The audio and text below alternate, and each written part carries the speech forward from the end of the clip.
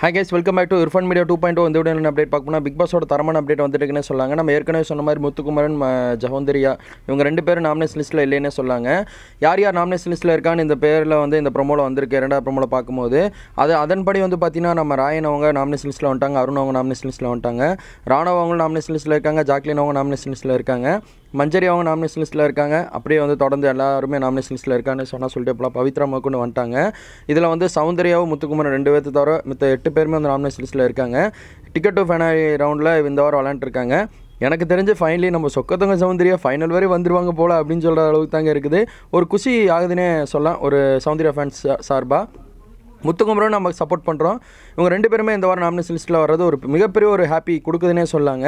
மித்தவங்க 8 பேர் நாமினேஷன் லிஸ்ட்டில் வந்திருக்காங்க. யார் இந்த வாரம் வெளியே போவானா நல்லாயிருக்கும், உங்களோட கருத்து கணிப்பாக சொல்லுங்கள்.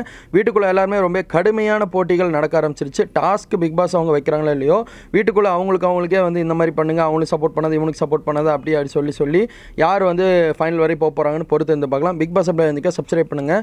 எனக்கு தெரிஞ்ச சௌந்தர்யா, ஜாக்லின், முத்துக்குமரன், தீபக் 4 பேருமே ஃபைனல் வரை வரக்கு வாய்ப்புகள் இருக்குது. இன்னொருத்தர் சொல்லணும்னா நம்ம பவித்ரா சொல்லலாம். Thanks for watching this. Bye.